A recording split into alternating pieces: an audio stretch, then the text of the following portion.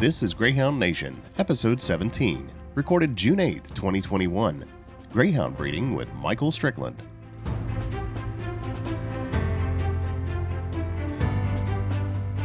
Greyhound Nation is a podcast for Greyhound enthusiasts produced by Greyhound enthusiasts.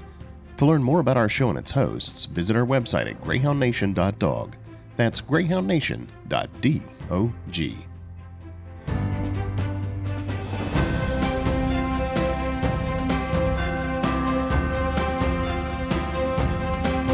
Hello and welcome to another episode of the Greyhound Nation podcast. I'm Michael Burns. Now, before we get started with this episode, John and I would like to say thanks for listening to the show. We've thoroughly enjoyed sharing our love and appreciation for the Greyhound breed with you, our listeners, for nearly a year. We're always looking to make the show better, though, and we can't do that without feedback from you. So, after this episode, take a minute to leave us a review on your favorite podcast app or our Facebook page. You can find that Facebook page by searching for Grey Nation Show. We really do love hearing from our listeners, our fellow Greyhound Nation citizens. Thanks again for listening. Now, without further ado, here's your host, John Parker. Thanks, Michael. Welcome back, everybody. Welcome all the Greyhound lovers around the world. I'm real pleased today that we have our guest, Michael Strickland, from the Greyhound Mecca of Abilene, Kansas. I'm going to let Michael talk a little bit about his background, but just to suffice it to say, he's a third-generation Greyhound breeder, rearer, trainer, and does a little of everything in Greyhounds. I first met Michael a few years ago in Abilene when I attended the Heart of America Greyhound Gathering. Michael and his family are always kind enough to open their farm up to all the attendees of that event, most of whom are Greyhound adopters. And so we have a mutual Greyhound friend or two, and I had the good fortune to break bread with Michael and found him to be one of the most enjoyable people to talk about in terms of racing and rearing Greyhounds and what racing can do to ensure its future and so forth. So I'm really excited to have him on. Michael, welcome. Thank you, John. Appreciate you having me on. So let's start. I always like to say, let's start at the beginning. And your family's been in the Greyhound business for a good while. You're the third generation of your family. Take us back to your granddad and tell us how he got started in the Greyhound business. They grew up, my Bartley family, which my mom's side of the family grew up and raised dogs in Arizona, where they had a kennel at Tucson. My grandfather won the kennel championship at Tucson in 1969. They quickly got a good reputation of caring for a lot of quality dogs, and they ran dogs in Colorado. Grandpa moved to Abilene around 77, 76. What was his name, by the way? Don Bartley. Yep. And his son, Rick Bartley, and his sister is my mom, Deb Strickland. And Rick and his family raise dogs to this day and go by they name a lot of their dogs Barts, Barts. They've raised some really good dogs over the years as well. So your dad married into the business, so to speak. Sure, correct. My dad grew up on a farm raising cattle and hogs, farmed some ground. When him and married my mom, he worked at the Beef Research Center in Clay Center, Nebraska, and they had a farm in Superior, Nebraska, where we had cattle and hogs. We had around 200 head of cattle. 300 or 400 head of hogs at one point.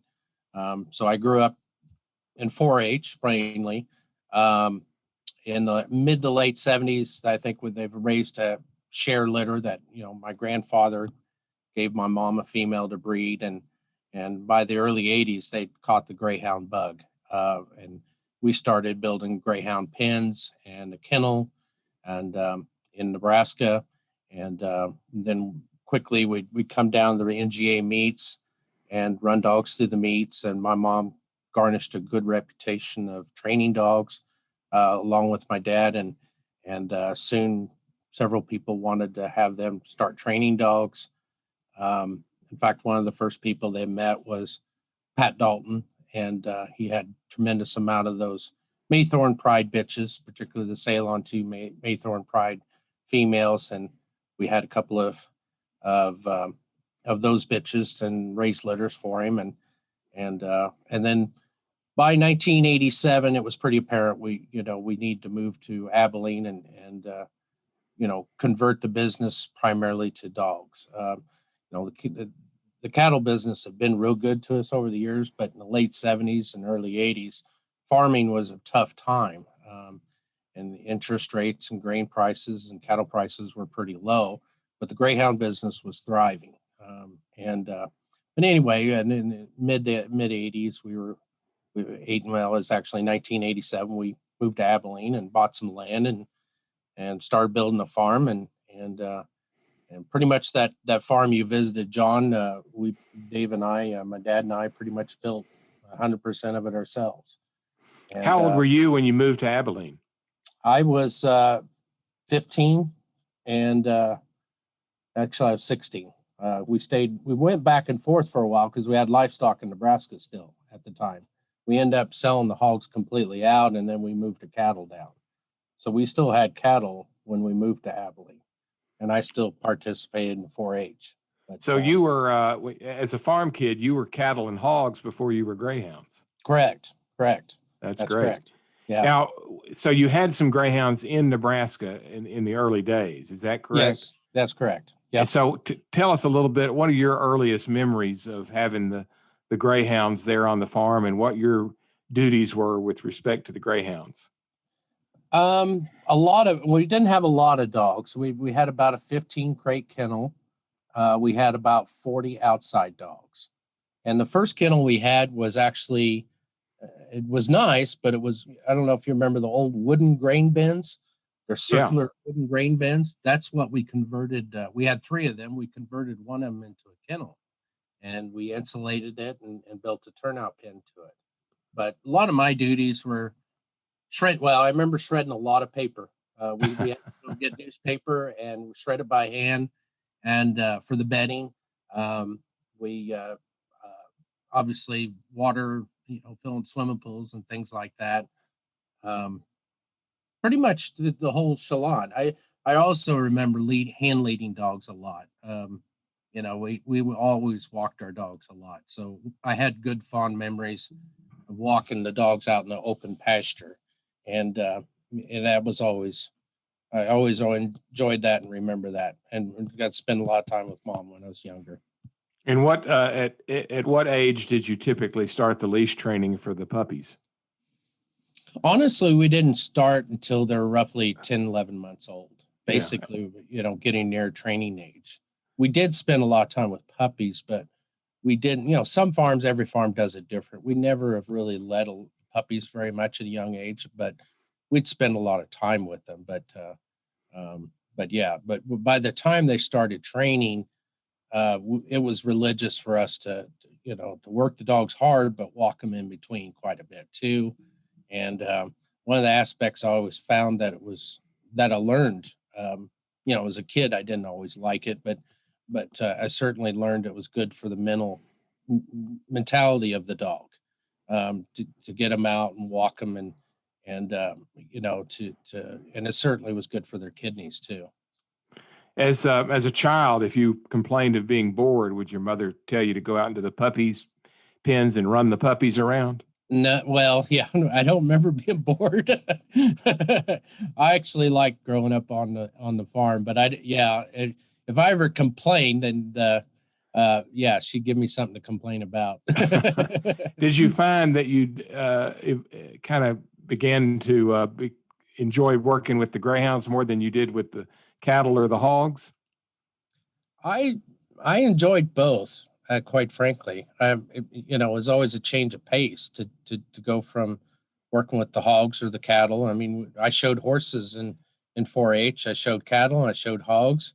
Honestly, I've always wondered why I never showed a Greyhound, although dog shows in that area weren't a big thing. Everybody had a farm dog, but that's what they were. And but anyway, it was kind of neat actually to do something different with a variety of animals. So I've always enjoyed that part.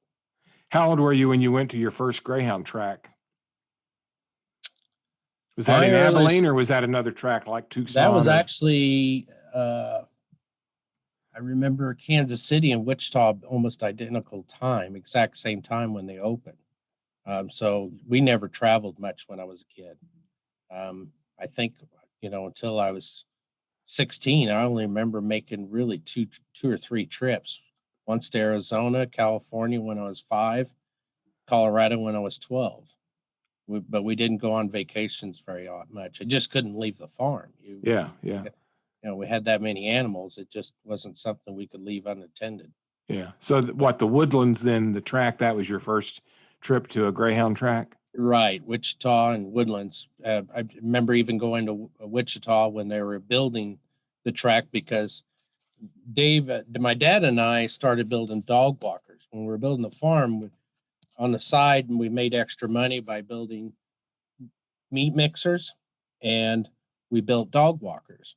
Well, at Wichita, when they were building it, they basically contracted Dad to go ahead and have us build dog walkers and put them in each kennel compound. And What did they look like? Are they anything like I've seen the horses walking on? they're very similar to a horse walker. These are run by a geared down motor, but after you've walked your dog on them, they're used to them, and you tend to them and watch them, but especially a young dog. But your track dogs, you snap the lead on them, and they just you walk them for 20 minutes and take them off, and it was really good for them.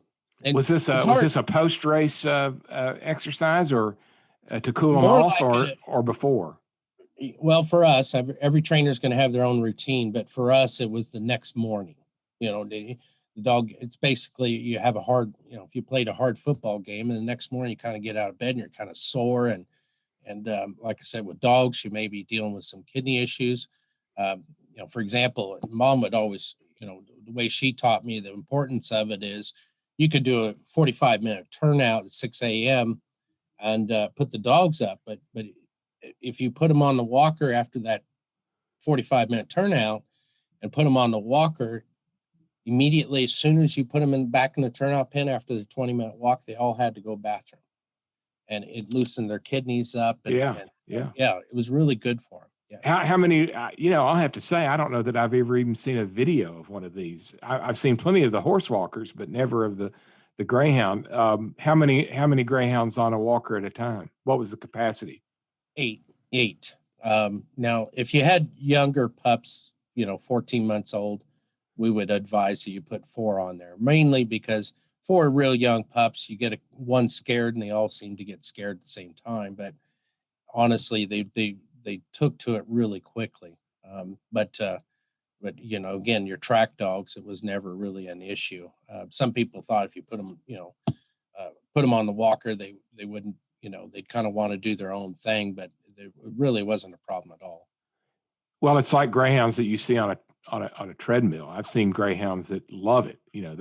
They stand next to the machine to be put on because they enjoy the exercise. So I assume this was about the same concept. It is. Yeah. What kind of surface were they walking on? Typically sand or yeah. Well, in some cases at the track it was sand. Yeah. But in our case, it's always grass. And could you make it variable if you wanted to go from a walk to a trot? Did it have a speed adjustment? The adjustment we used is the extension of the arms. So obviously, if you extend the arms out farther, they're forced to walk quicker. But we really want them to just casual, normal, slow walk. And found that to be beneficial enough. But if a trainer preferred that the dog walk faster, you could extend the arms out 3 foot, 4 foot. And I don't know the math on it, but certainly you can imagine it'd cause them to walk faster. Did these fall out of use at some point? I think some kennel owners, and it's a good point to say, but some kennels would find that they want their trainer to hand walk them. The little more of the human interaction. And I think that's a good point. We do that too, but when you have one of the things that's difficult in the last 30 years is most kennels are 50, 60 dogs. So to hand walk 2, 3, 4 dogs at a time is pretty complicated and still get through your morning work, especially if you're dealing with climate issues where it gets very, very hot by 10 or 11 o'clock. So you kind of need to get going. But you know, a lot of people like us did both.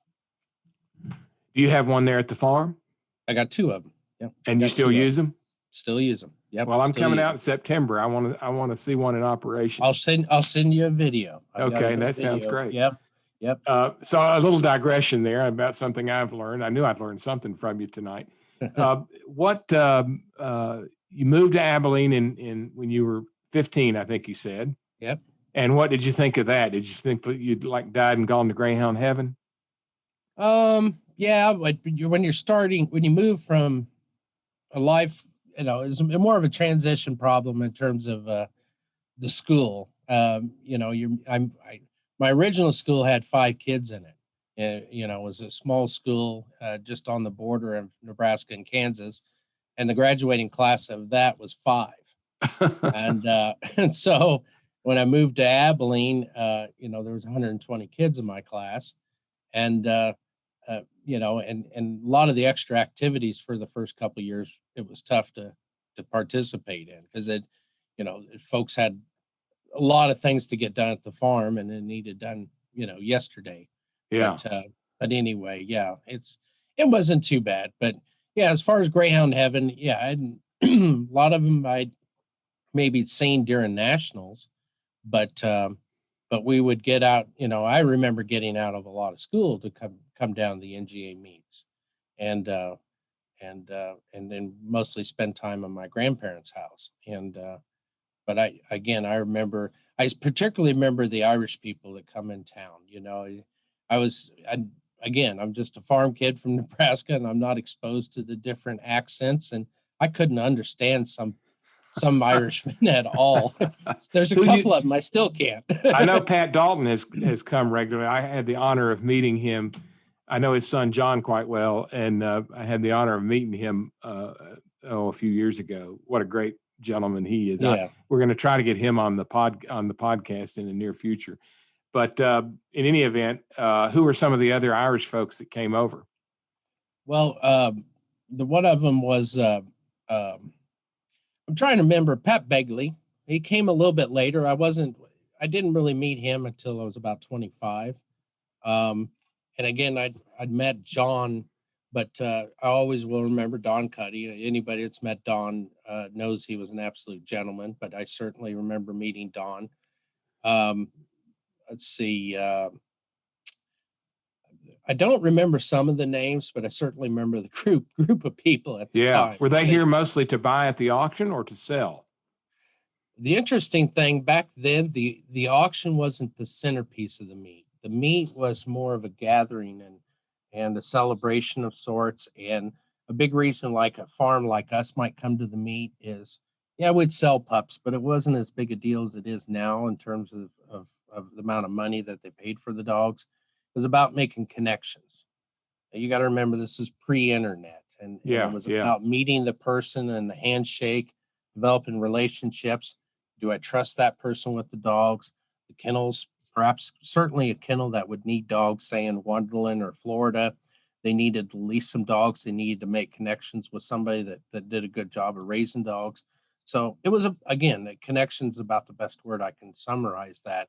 And that's what I really remember the meet being about. Now, not that the auction wasn't important, because certainly us to come to the auction or come to the meet was about selling some pups, but you never heard, again, the dollar was a lot different then versus what it is today. But you certainly did, if you sold a dog for 10, 12, 15,000, that was a top selling dog of the meet at the time.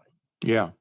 But anyway, really my folks started raising more dogs of their own, in 88, 89, when we first moved down. When we were in Nebraska, we mainly boarded dogs or did share deals. Did they have the races at the NGA track in those days? Yeah. Yep. Yeah. In fact, another thing I remember when I was younger is they used to run their juveniles on a Thursday night. So you did it under lights. Now, there was some people that were agitated about that, particularly my mom, is, the lights were good, but they're not super quality. So you would have these shadows on the tracks where you bring down these young pups that have never raced at night. So they're literally jumping shadows out there. But, but anyway, but again, it was a lot of fun um, but a lot of times, I'm trying to remember, there was probably 150 dogs at those meets back then.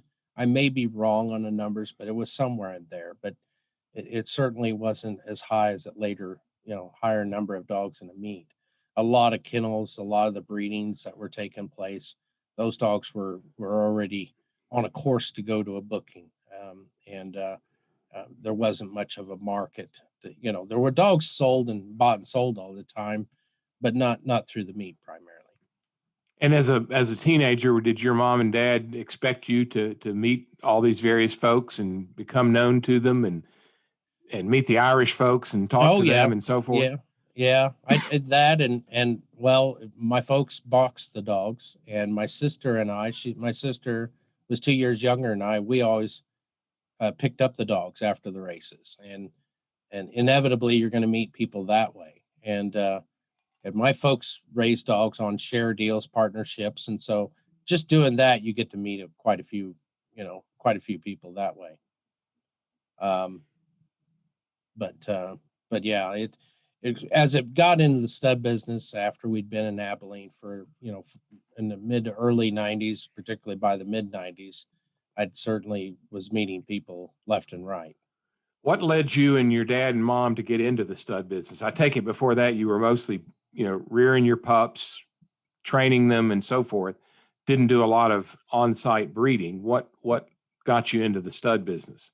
Well, Dad, my grandfather had stood some dogs. One of his better known dogs in the 80s was a dog called Land. He was the son of Kunakente. But my dad had a passion for breeding when he worked at the research center in Nebraska.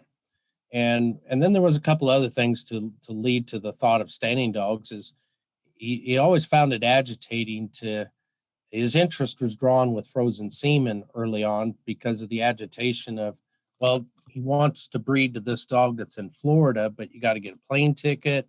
The timing of the bitch has got to be right. The biggest thing is getting into the dog you wanted to begin with. You would have to, I remember the first thing you did on the farm was check your female to see if she was in season. As the sun's coming up, because you had to get on the phone early to get a hold of Studmaster to try and get the dog booked in. And even then it was still 50-50 of whether you could get the dog of your choice. So, so my father had an interest in that. And the other part of it is Pat Dalton had approached him with some dogs, and Pat had worked with my grandfather some, and so approached him about standing some stud dogs, and anyway, and it took off really early on and very quickly. When you stand a stud dog, does he actually live there on your farm? Yes, he does. Yep. Yeah, we took the bookings, we did AIs, natural breedings, and it was kind of gradual to get into frozen semen because there was a stigma primarily with old timers that frozen semen puppies couldn't run. It may sound strange, but it was pretty common belief then. Really? What did they base that on? Just kind of old wives' tales? Yeah, a little bit of wives' tale. The other thing is it's a little unnatural to believe that you can draw semen on a dog and the vials are split up 5, 6, 7 different ways. In fact, I remember I was talking to Donnie Ryan before he passed away, and we were joking about that because the frozen semen's been very beneficial, particularly to stud owners. But if you think about it, if you split the semen 10, 12 different ways on a dog like Molotov, basically you have 10 females in a room, and you're taking a little bit of semen and putting it in each female and charging each guy $1,000, $1,500. It feels unethical in some ways, but the advantages, particularly for the small breeders, outweighed a lot of things because, I always just study pedigrees and make my mating choices way ahead of time. But there was a time where it was pretty common that you couldn't get into the first choice, the dog you wanted to get into, and frozen semen really changed that.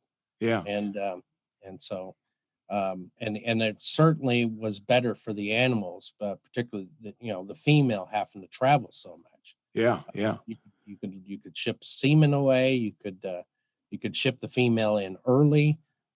She could come in season and time out properly. The conception rate, the other stigma against frozen semen early on, I should say this, was actually the conception rate, because the process of freezing the semen was basically they did it the exact same way they would do cattle. Well, cattle, you draw semen on cattle, you will get 50 to 100 straws.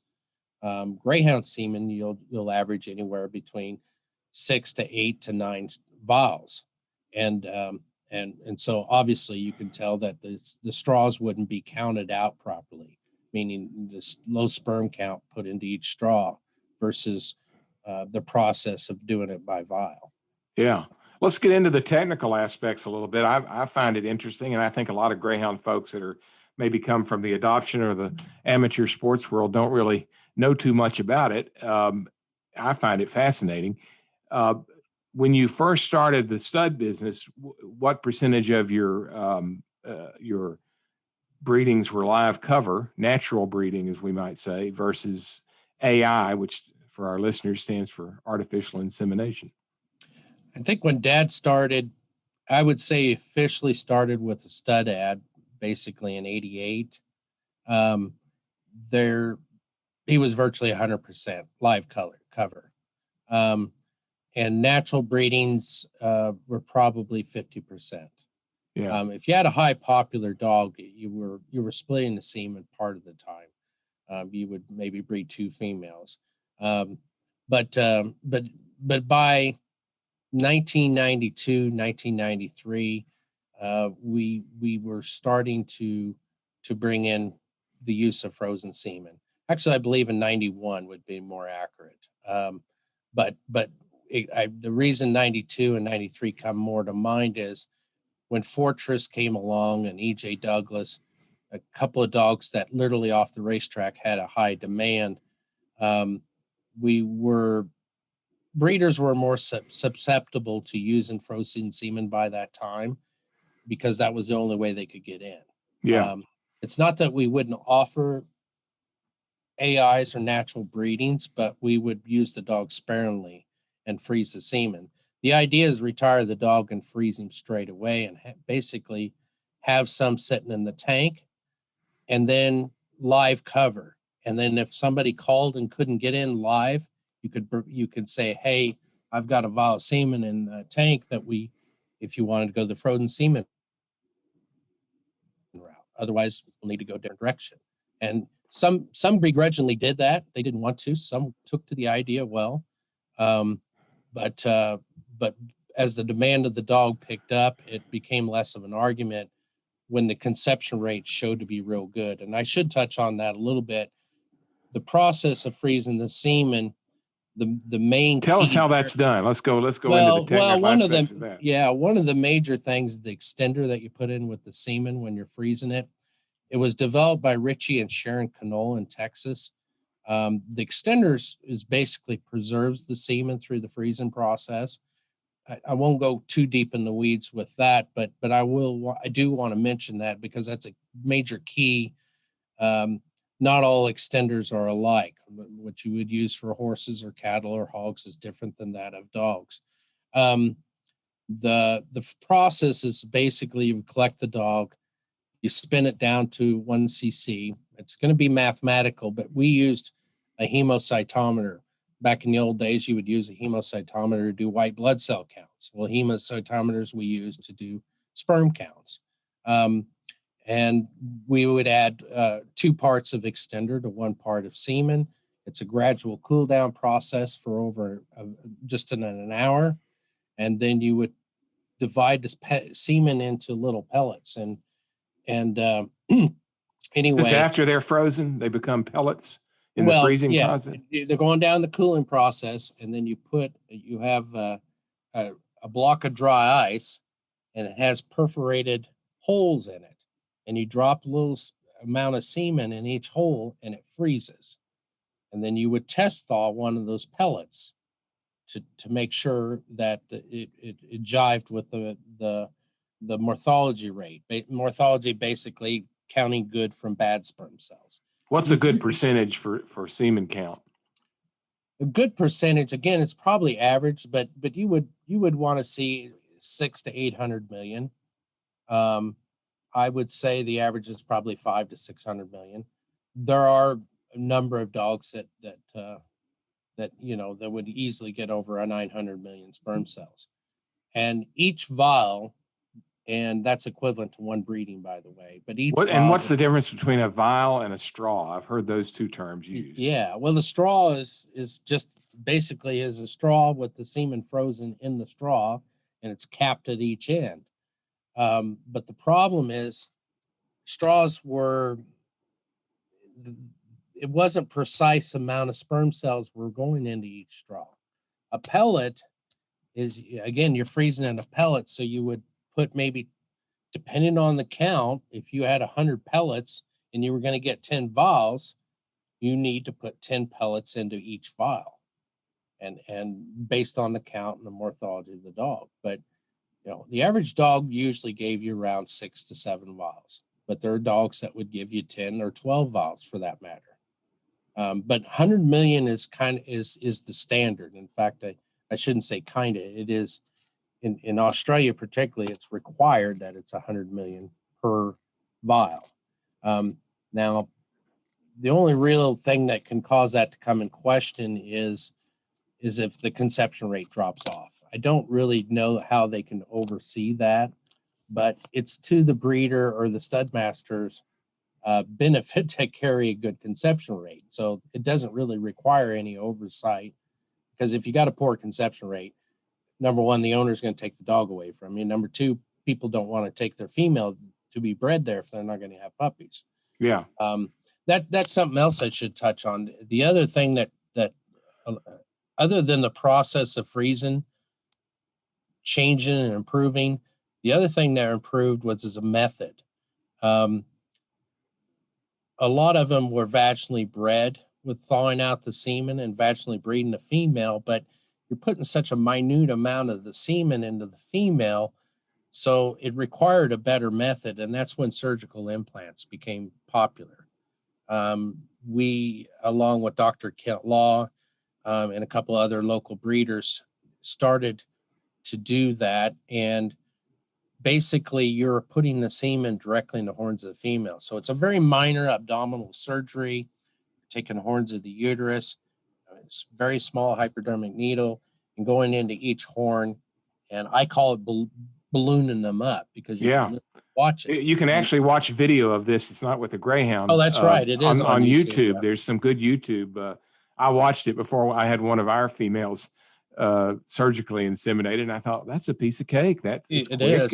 It's minimally invasive to the female in terms of what happens and how quickly it happens. And so more importantly, it's a 97% conception rate. Yeah. Now, Greyhounds really never had a serious reproductive issue. They've always, but the other breeds took advantage of that years later. In fact, Dr. Kent Law does a tremendous amount of breeding.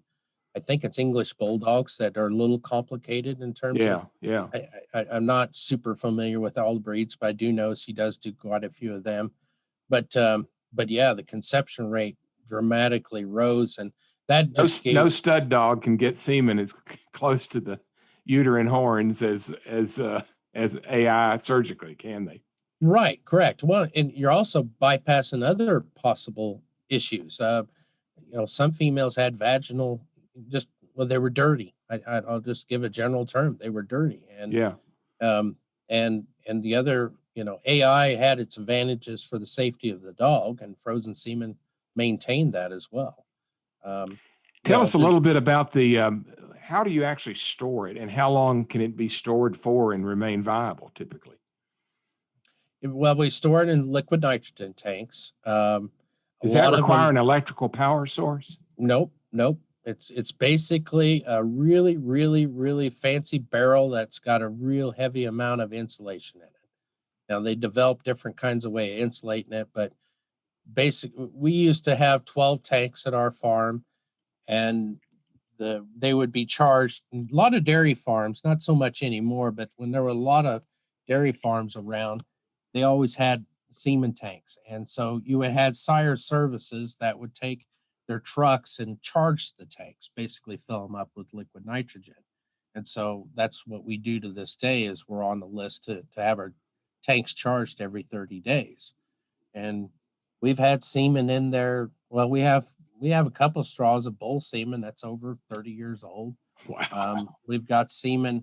We used to have some semen on well, I had some semen on a dog called Stormy Voyage. He was from 85. I don't have it anymore, but Rooster Cogburn was still. Now that was put up by straws. I should note that some of the old straw semen, later on, what they did with this, they had the benefit of using that with surgical implants, and they would use 3 or 4 straws to do a breeding, and there was pups born out of Rooster Cogburn. I think 5-6 years ago there was a litter of Westie Wizards. And how old was that semen? A Westie Wizard would have been, I think, if my thinking's right, in 72, 74. Somewhere in that area, early 70s. And when were these pups born? I tell you why, son. What's that tell you? I mean, Yeah. it goes back that had to be in the early 70s. So Wow. yeah. Well, I mean, it's great to know that you can still, that their bloodlines and their DNA and so forth can live on through the wonders of reproductive science. Right. Yeah. There's some question marks how viable is. The old argument is the athletes are better today than they were years ago, but many breeders would use that thought primarily. Well, for example, Kunukente was another older sire that I remember being used, just even a decade ago, and had some good usable dogs, but the females were produced well. And Kunukente was known as a sire of dams. And that would be one reason to genetically dip back into something older. But yeah, I don't know if I can't think of too many examples where semen on a sire that was 20 years old produced anything. Again, the sample size real small, but I don't remember them ever really turning out a champion. But the sample size is pretty small too, I suppose. Yeah. Well, let's talk a minute about the female side of the breeding equation and progesterone testing to time ovulation. When did that come along? Did that kind of track the use of frozen semen, and how did that come? It came just slightly. It came before that, and it's been around. It's been used in hospitals. The machine we had, I still have it to this day. But the machine that Dr. Kent Law uses in Abilene and us and a few other farms, most people ship it off, but the progesterones really made a major difference in the timing of the female. Explain a little bit the physiology of that and what the progesterone tells you and how you time that with respect to the when you estimate the peak ovulation is. Yeah, the numbers you're looking for their estrogen levels, you're looking for their LH surge, you're obviously looking for look at the numbers. Give you an idea of those ranges, but it's different from female to female slightly. So a lot of breeders always ask me, well, what's the magic number you're looking for? And it's just test the female, but it's really the matter of their change in their levels and when they're spiking after ovulation. But there's more grace in it than some people imagine. They often think, well, she was at this level this morning, I need to breed her by this afternoon or she's not going to have pups. There's a lot more of that grace period, primarily because all those eggs don't ovulate and ready at the exact same time. So, Mother Nature says you want the semen in the female slightly on time or slightly early. But if you're on the tail end of things, you might have 2 or 3 eggs that are not viable to be fertilized anymore. And yet you're hitting part of them that are still viable. So, and if you breed too early, it's the same thing. You're too early on some of them. But the old, believe it or not, the stud dog I've always found still to be one of the better progesterone machines, because They they'll know, don't they? they know. Yeah, a good dog will really know. Uh, But what's the lifespan, so to speak, of a sperm cell once the semen's been thawed and implanted in the female? How long is it still capable of fertilizing an egg? yeah, there's been a lot of studies on that over the years with even different breeds and different animals, but it can be 2 to 4 days, and it's gonna vary.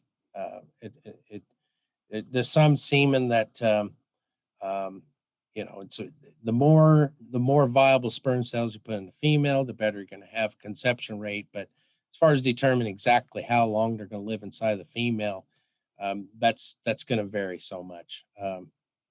Quite a bit. But the notion that that you're putting it in there, and if they don't get it fertilized in a couple hours, then it's going to die. That's untrue. Yeah. They're likely viable for at least a couple of days, but there's going to be a decline in the number of viable sperm cells in 12 hours. It'll start declining rapidly. But Does Dr. Law or any of your other vets there in Abilene, do they ever do two breedings where they'll do the surgical implant, and then maybe a day or two later, still using the thawed semen that they have, use a non-surgical insemination like a transcervical or a regular vaginal insemination? Does that ever happen? now you're speaking like chilled semen. I may not be following you here. Yeah, well, if you have chilled semen available, will you Yeah. sometimes do a surgical first and then do a transcervical, a non-surgical insemination on the second day? Well, in fact, the frozen semen breeding I did a month ago, I just thawed out 2 vials and vaginally bred the female. So that's still done. Not at a high percentage, but it still can be done. Initially, we shipped chilled semen to veterinarians all over the country to breed the females, but in the end, um, it was it only worked real well if you sent the whole collection, and you kind of defeat the economics of being able to divide the sperm cells up. And so if you if you sent the chilled semen and say a split, again, you would need to send primarily a whole collection. Let's say I sent 100 million sperm cells out FedEx overnight to Boston. Unfortunately, by the time it gets there, there may be only 50 million that are viable to bred that female. Well, again, the written standard is 100 million. So Yeah. chilled semen never went over that well. And again, it's not that it couldn't be successful, it is, but you certainly needed to send closer to the whole collection for that to be successful. Yeah. Well, let's kind of transition from the technical to the dogs themselves. Tell us a little bit about the stud dogs, the famous stud dogs that many of us will have heard of, that you kept on the farm there for years, and a little bit about their personalities, which ones were your favorite, and so forth. Yeah, I was thinking about that when I was visiting with you. I remember one of the better dogs I remember to really be proud of putting my hands on was E.J. Douglas early on. He was such a dominant track animal. In fact, his second Royal Rube he won. He had 31 wins out of 32 starts. Amazing. I believe that was in 1994. One of my proud moments is when he retired and he got the Royal Rube Award trophy. I got to take him to the Hall of Fame and lead him there, and the dog, was a superstar. He was a rock star. I mean, people went nuts. But did he think he knew he was great? He was a really cool dog, really level-headed though, but comfortable. He was a nice built dog. I think the thing I always remember, he was not a big leggy greyhound. He was very block built, very uniform. You watch his stride, I swear he could put a coffee cup and he wouldn't on his back and he wouldn't spill it. He was a smooth machine. He was just an absolute machine. And I think the thing that made him real, everybody respected him, because back then, for years, dogs didn't travel too much. So you had these home tracks, and well, this dog's better than that dog that's down there in Florida, or, in Kansas or whatever. This dog traveled everywhere and won everywhere. And there's very few dogs over the years that traveled and won the way he did. And I should say, of those 31 wins, 27 of them were in stake rounds. Wow. His Southland was considered his home track. The track literally paid him not to race. Basically, he could sit in a crate and he got a check for the week. There were two betters that at Southland Greyhound Park at the time that were laying 10,000. That was the maximum bet you could put on him. But the dog was an automatic, and they laid $10,000 on him every time he ran. And but but like I said, he had limited amount of starts, but talk about quality starts and the type of animals. He ran against Pease Raising Cane. He ran against My Rooster. He ran against Baitar. Those two famous dogs hooked up twice in the Woodland Sprint. Now, he was an outgoing dog, but again, he was still a low key dog. He was not a nut or anything like that. He was just as cool as a cucumber. Did these greyhounds that you kind of developed a sentimental attachment to, did you have a tendency to want to make pets out of them? Oh yeah, I mean, yeah, you have to. Well, they're one thing, they kind of came to you pretty well spoiled in some sense, but everybody treats a dog well, but some dogs catch the camera a little more than others, I suppose. But when you got, I think at one time we had 19 stud dogs in the stud barn. So there's a lot of competition for attention in that building. What was their routine? Obviously they were there to be breeding stock, and they were done with their training days and so forth. What was the daily routine of a stud dog? Well, the morning would start out as we turned the brood females out. We would check the females. These would be the visiting brood females that were at the farm waiting to get bred. And then when we do the turnout, we'd put them up. And the first thing we would do is go to all the stud dogs, and they get to run in our little short stud sprint field. It's about 250, so it wasn't a big stretched out. And there was an odd dog or two that you had to be cautious of their age, maybe an old injury. But other than that, we always felt like you wanted to sprint them, just like they were at the track. How many at a time would you turn out into the sprint field? It depends. There were some dogs that you might even do by themselves, or just with another dog with the right personality, but never over 3. We didn't want to have risk of have an accident or something like that. But they'd run pretty hard. I mean, like I said, but the condition of a dog, by the time they're retired and in a stud building, it's not real confined, but it's a very climate controlled area. And, for example, we're in the summer months now. There's nothing worse than having a dog that might go outside in a 100-degree day barking. Yeah. And get a little overheated.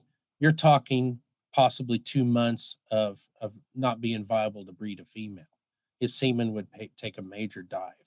So in that regard, and again, we do the sprinting very early while it's cool, but you had to be very conscious of where they were staying and kept comfortable. But and then after you've got we had our own progesterone machine, so we'd draw the blood on the females, do the time in the females. You'd have a calendar, we had a stud book, and then we had a large calendar, and we generally had in the better days, we were having 25 to 30 females at the farm at one time to be bred. Some of the dogs were getting over 40 matings a month, particularly Fortress. And would the vet, Dr. Law, or whoever the vet might be, would he come to your place to do the surgical, or did you take the females to his clinic? Yeah, for the first couple of years, we went to his clinic. We would do the timing. Kent would do, do vaginal smears, do timing on his own. After a couple of years, business had picked up for David and I, where we were breeding over 100 females a month. So we ended up hiring our own vet and building a clinic, and at one time we had 2 veterinarians. Full time. Full time. Yeah. Wow. Yeah. Doing fact, nothing but breedings. Yeah. And general care, I assume. Correct. Well, yeah, it was a big benefit in a lot of ways because female, dogs that were returned to adopt out, we could have them spayed and neutered, teeth cleanings. Teeth cleaning was something we did a lot of because a lot of those females that come up that were getting up in age, a lot of owners would like to have their teeth cleaned. It's not that they couldn't have their local vet, but it depends where they're from. It wasn't accessible to some people as easily, but we certainly could do it, more efficiently, and they were there anyway. But yeah, I think from 1995 to 2001, we'd had vets on staff full time. Yeah. And it worked the best when we had a couple. The first vet we had, she was terrific, but she was very busy. It worked out a lot better when we had 2. Yeah.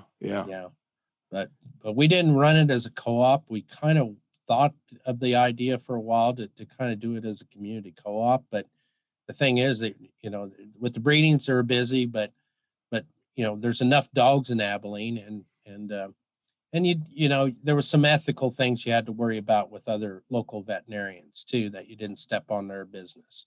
But because of the type of license we had for our veterinarians were primarily for dogs under our care only.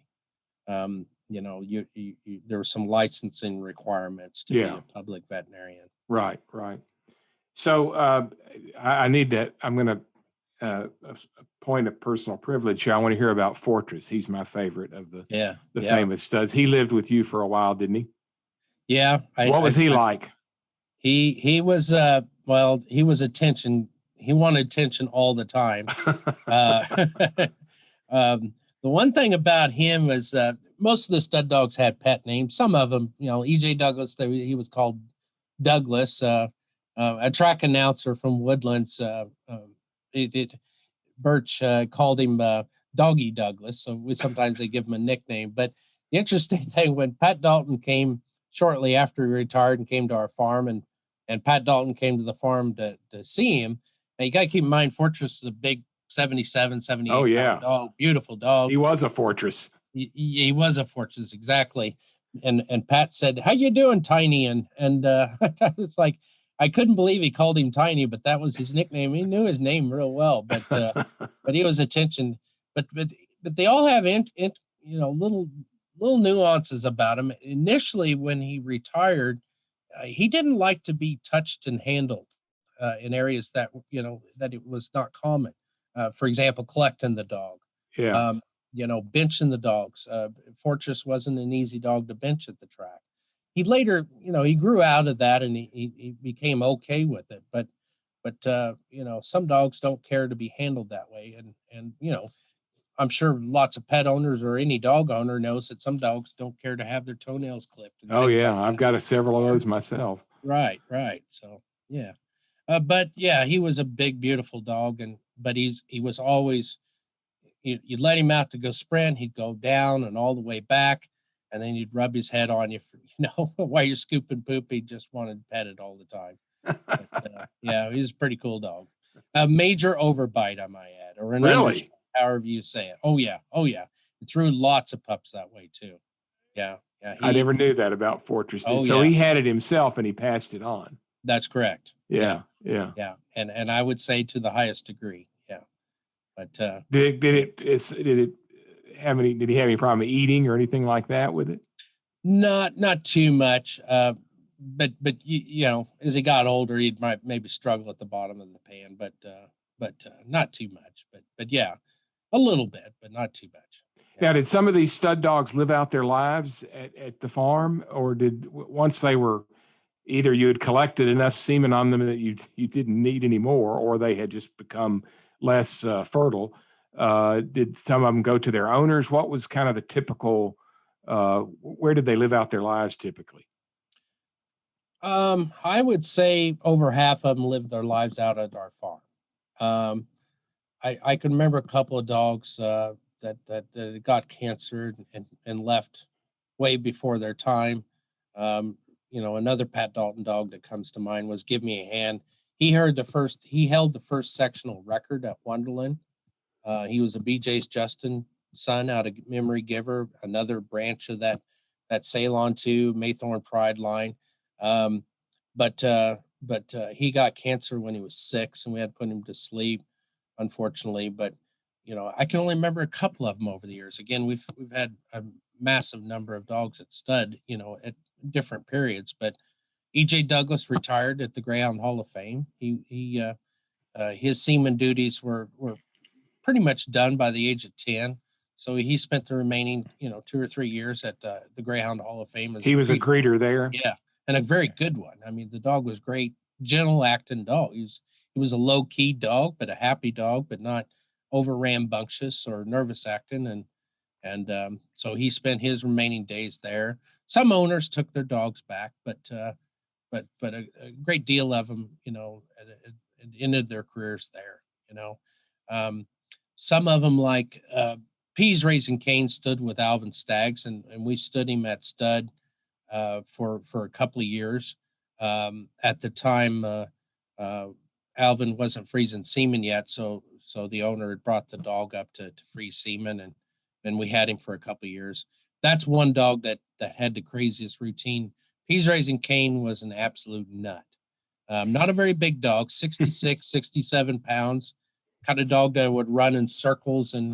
But he had a routine when he went into the breeding barn. We'd have the female. He'd be holding the female, holding her so he could mount the female and so forth.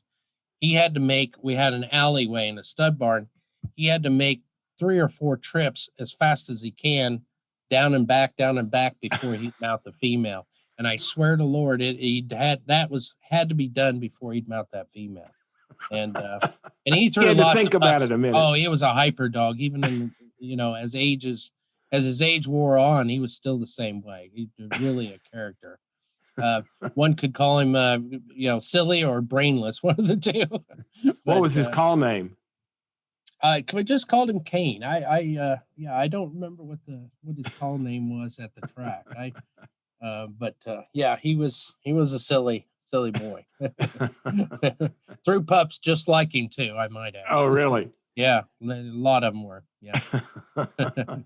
Yeah. Well, I want to kind of segue into a subject I've enjoyed discussing with you over the years, and that is how American racing got to where it is today, and what might be the future of it, what can be done to assure a future of it. Let's talk first about how did American racing get where it is today? Well, I think that's probably, we could talk for 2 hours on that alone. Yeah. It's up for debate on where things went right and where things went wrong. I think the one thing that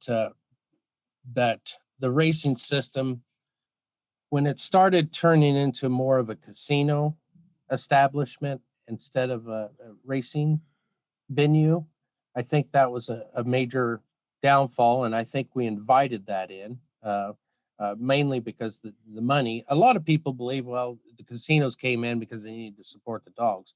That's not true. A lot of tracks were doing well, very well, prior to that. But when racetrack owners started selling to casino owners, I'd always try and find a good analogy for it. But one thing that it'd be like selling Pizza Hut selling to McDonald's. Well, McDonald's ain't going to buy Pizza Hut and start all of a sudden being Pizza Hut. They're going to be McDonald's. Yeah. I remember my first trip to Council Bluffs, Iowa, and you went into Council Bluffs Casino, which the only way into the venue, the racetrack and the casino, was through the front door of the casino. And you're wandering through the slot machines, and you couldn't find the door to the racetrack. And you could probably talk to other people that would say the same thing about other tracks. No, not all the tracks. I don't want to paint a too broad of a brush, but I certainly know that the advertising dollars, the things that promoted racing, a lot of it went away, and the public perception suffered through that too, because I remember, some of the best videos I love to watch about greyhound racing, the stories about the trainers, the stories about the dogs. They were the behind the scenes. That all went away when the casinos bought the tracks out. Yeah. I honestly don't. Maybe there was some efforts and some, capacity, but not on the level, not on the level I remember in the 80s and 70s for sure. Yeah. That's And certainly been my take on it, that when the Greyhound people who were interested in racing basically turned over their business to and basically became tenants of companies that were really, they didn't think of them, they wanted to be in the gambling business 100%. They weren't really interested in being in the sports venue business. correct. And so, Correct. it just became almost inevitable that once you've given up that control, and you have two different business models, the one that brings in the most money is gonna, and who owns the land and the facility is gonna control. Yeah, when I was a young kid, and certainly in my grandfather's time, track owners, general managers, all the employees, they were serious greyhound enthusiasts. Yeah. But a casino takes over, their whole model is geared differently. Mm-hmm. And what can we do to cut cost on the greyhound side, and how can we get more people to get into the slots? It just only makes sense. And the other, there's a few other things I would add into that. I have my reservations about our contract system over the years too. Um, um, and I also think that some kennels would, in the old days that were smaller, things were more on a personal level, not just for the dog's sake. I think in the end of the day, even a large kennel understands that the dog, you're only going to be successful if you're giving the dogs the proper attention and care they need. I don't think that's went away with that, but I do know that the larger business model, it pushed out some of the smaller breeders, and that part I haven't particularly cared for. Um, and in some cases, and again, there's some very good kennel owners out there, but there's some kennel owners that probably don't have the integrity and passion for the sport. In other words, they're willing to sell their soul, basically sell out and give up racing. And I think that's wrong on multiple levels, because that affects me. That affects people from all different states. Now, there and a person against greyhound racing might make the argument, well, people weren't coming to the tracks, or they just don't go to the tracks no more. Well, you could say the same thing about the malls. You could say that about J.C. Penney's. I think the betting is still going on, so the T-shirts are still popular. It's just J.C. Penney's isn't selling them anymore. Yeah. A move to the internet. Correct. Now the problem is Amazon, is carrying all those products, and but the casinos carrying their product, but they're not putting our product on the front row of their on their online store. Let's put it that way. And so, I realize that the registry it takes a lot of blame on it. I think we can all share in the blame of trying to reach out to public, but in the end, the heroes at the track, the people at the tracks in these local big cities, that's where the story really generates to educate the people. You really can't do it from Abilene, Kansas. You can make efforts to, but it's very difficult to, and you really. Again, I'm kind of giving you a general response to your question, but I don't think it's just that one thing most of the Yeah, time. I think you're absolutely right. I mean, it's a multi-factored cause and effect kind of thing. I think the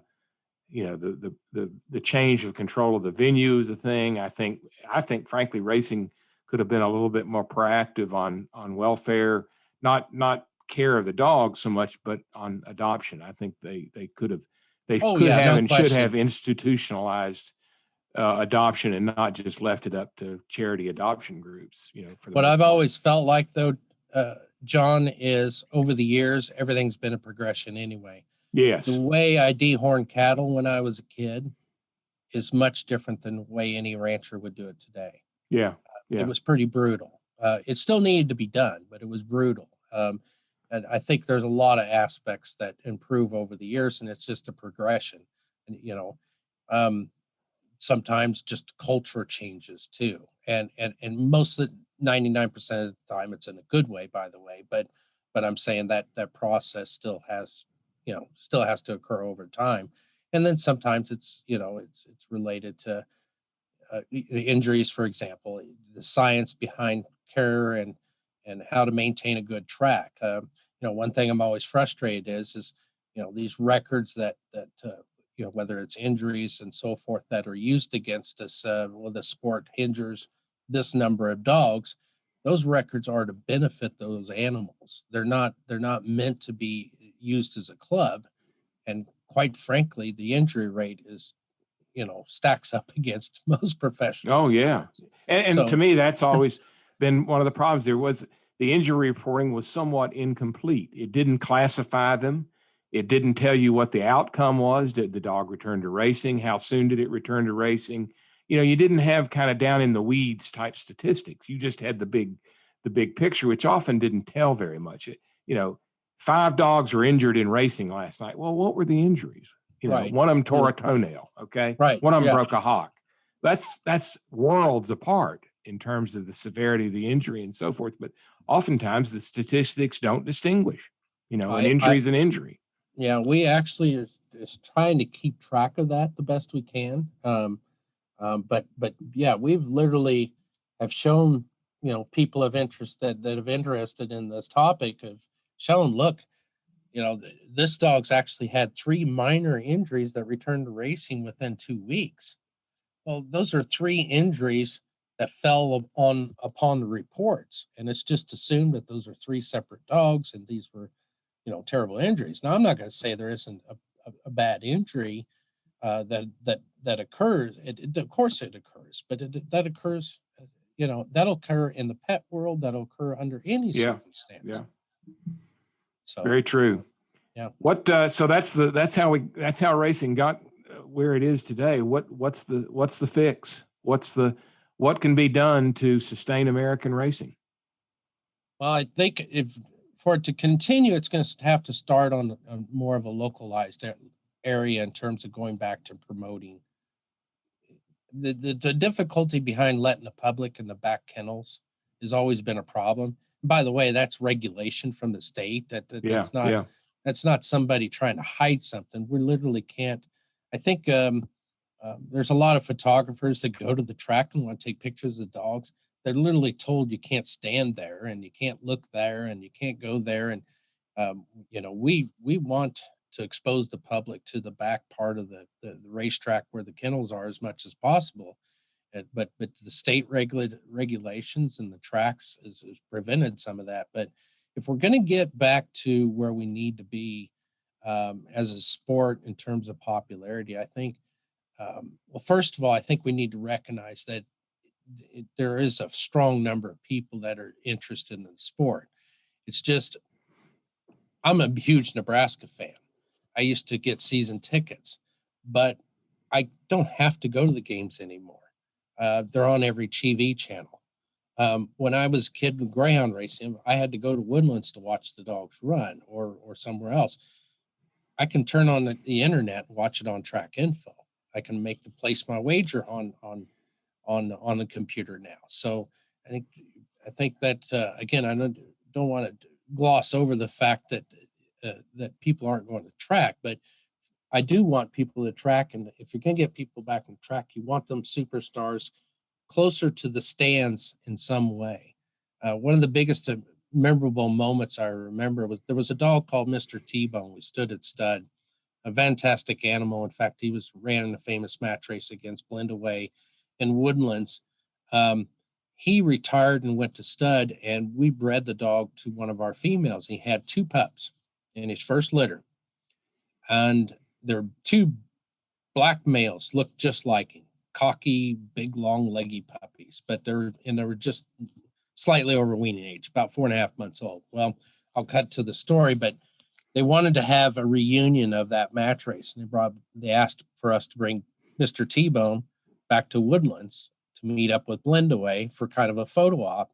we took him to grandstands. Well, we got this idea, why don't we just load up two of his first sons into the truck and take them over there too? And they had stamps ready for the dogs to give autographs. I kid you not, little baseball cards, and the kids at Woodlands. But those two puppies were a slam dunk, and they had little race blankets for them. But it was such a, it was such a cool moment because we literally walked the dogs through the grandstand, and they were right there with the people. And if we could do more of those kind of things now, sometimes the grandstands may not be the option. It may be taking the dogs down in the local community, but it's going to have to happen on a local area, because you're not going to run some Facebook campaign to change greyhound racing. There's a lot of education you can do through the internet and Facebook and social media, but there's no substitute for people to see the dogs with their own eyes, see their hair coat, how shiny, more importantly, how happy they are. Yeah. And that can only be experienced up front. I remember a reporter coming to my farm once, and a nice gal, but I couldn't tell if she was going to write a good story or a bad story about me. But only way I felt like she could get a true sense of how the dogs were cared for is I told her, asked her to put her camera down and go inside my turnout pen. And quite honestly, I let out 3 or 4 of the the rowdiest boys I got in the kennel, and she found out how happy they were. And I think that's what people have to see. Otherwise, the public image will never change. Yeah. But I sometimes think that public image is just a little bit overweighted. I think Greyhound adoption has done tremendous things for the racing industry, because those stories get passed on in the closer. When I was a kid, I only knew one adoption leader. Now I feel like I know 100 of them, on some shape or level or form. And as far as I know, I've got a good standing with all of them. And that the care of the dogs usually translate into those homes. And a little bit of education is done in that process. But I do think the public image, just a piece of it. The inevitably for things to really take off is finding the venues that are willing to take the sport in a direction. And whether it's a racetrack owner, but casinos are always going to think in the financial terms. They think of, things have been big in sports betting the last few years because there's no overhead, there's no employees, it's just easy money coming in. They're going to think in those types of terms, but we almost need to bring it back to more of a social gathering. Yes, absolutely. And I think if it can be more of a community activity, I think it can take hold. We've tried to do things like that in Kansas. It's been difficult to bring, say, a racetrack to Abilene because of the zoning issues. Again, you get into politics, and that's sometimes a deterrent. But if we can get that idea to take hold, like Wheeling, West Virginia, for example, there's a community that's really behind greyhound racing, and they're pretty educated about greyhound racing. So we need more of that, I think. Like I said, it's not going to happen at some venues that are just not targeted. And sometimes being a high populated city is not always the best venue anymore. Yeah. I like these smaller towns that that you could say, well, there's less competition. Well, it's still a town that has a casino, so it still has quite a few people, but it's more of a down to earth town, if you understand what I'm saying. Yeah, absolutely. Yeah. I think the same kind of town that supports a good minor league baseball team, could support greyhound racing. And it's an evening's entertainment, or a Sunday afternoon, Saturday afternoon entertainment. Go out to the track, have a nice meal with your family or your workmates or whoever. And the minor league baseball teams seem to do quite well financially, and all they're doing is offering an entertainment, a sport with food and beverage. Yeah. Yeah. Yeah. The towns that I see that are not supportive of it, um, are generally towns that don't really support rodeos. They don't Yeah, support, rodeos are big in this area. But there's some local bills in California to ban rodeo events, yeah, certain rodeo events.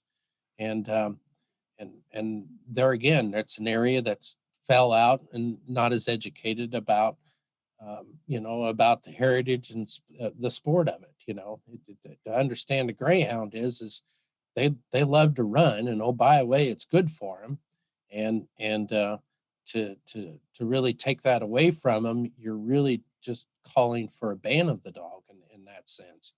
And I think in the horse, I have good friends in the horse industry, and they have the similar concerns.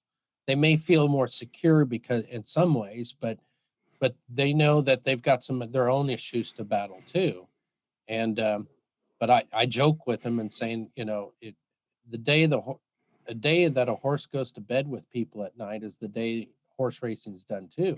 that's right. If it goes back to, if you need to bring the dogs out in the public and show how happy they are, because if there's, if you see, if you see some bad little image or a photo or something, and buy into some story, you go home and you take that and you look at your pet, and it's going to eat at your heart.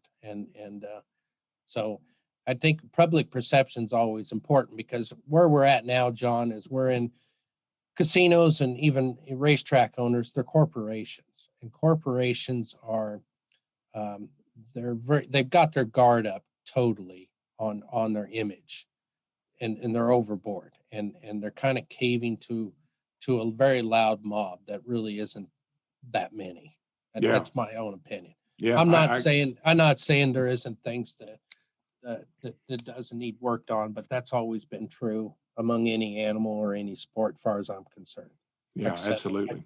I'd stack Greyhound Racing's record and reputation, or record, against many pro athlete sports, quite frankly. I mean, the cocaine positive test, for example, is 71 tests out of almost a 500,000 in 10 years.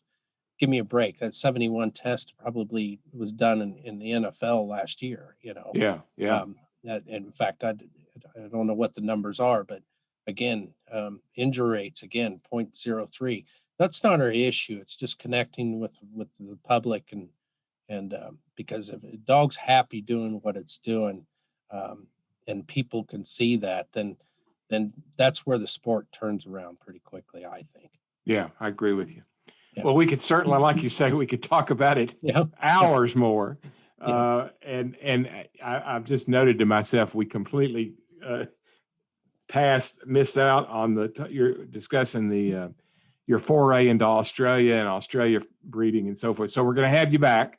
Okay. And I'm Well, enjoy hopeful that I can have Robert Britton, who you kind of introduced me to anyway, from Australia back, and maybe have the two of you talk about how that partnership developed and how you helped get Australians frozen semen. Yeah, and I program want to going. tip my hat to Jeff Collins as well. Robert's a trainer. Jeff Collins is a stud master. It's that really first reached out to me, along with Paul Wheeler. And Paul Wheeler and Jeff's the first ones. I met Robert Britton about 6 years later, and then along with George Daly. But there's some good guys from over there. They're very good professionals. They're top class trainers. But Jeff was very ambitious about it as a stud master in Australia, along with Paul Wheeler. And Paul certainly has raised some tremendous animals over there as well. And anyway, yeah, you should have them guys on there. We'll have you. We'll make it one of our roundtable discussion formats and have you on as the American representative, and then and you may need to translate some of their Australian for us. I always joke with the guys. I said, I like having you over because I've never seen what criminals look like. Yeah, yeah. They're the kind of guys you can say that to. They're really good guys. Yeah. Yeah. Well, Michael, thanks for spending some time with us tonight. I really appreciate it. I learned a thing or two, and we'll definitely have you back, and I'll see you in person in September at the Heart of America Greyhound Gathering. Looking And you forward can to show it. me one of those walkers at that time. Yeah, I'll show you Out the to the walkers. farm. I'll put it to use. Put it to use. Okay, thanks, Michael. All right. Thanks for having me, John. Thanks so much for listening to the show. You can follow Greyhound Nation wherever you get your podcasts. If you've been listening for a while, we'd love to hear from you. Leave a review on Apple Podcasts, Spotify, Google Podcasts, etc. You can also write to us via the contact form on our website, greyhoundnation.dog. That's greyhoundnation.dog. We're also on Facebook. Search for our Grey Nation Show page. You can also tweet at us. It's at Grey Nation Show on Twitter, and you can use that same handle, at Grey Nation Show, to follow us on Instagram. This episode was produced in collaboration with host John Parker. Our theme music was composed and performed by Dimitri Taras. Special thanks to our guest this episode, Michael Strickland of Strickland Sires. Michael continues to breed greyhounds out of Abilene, Kansas, home of the National Greyhound Association and the Greyhound Hall of Fame. I'm Michael Burns, and you've been listening to Greyhound Nation.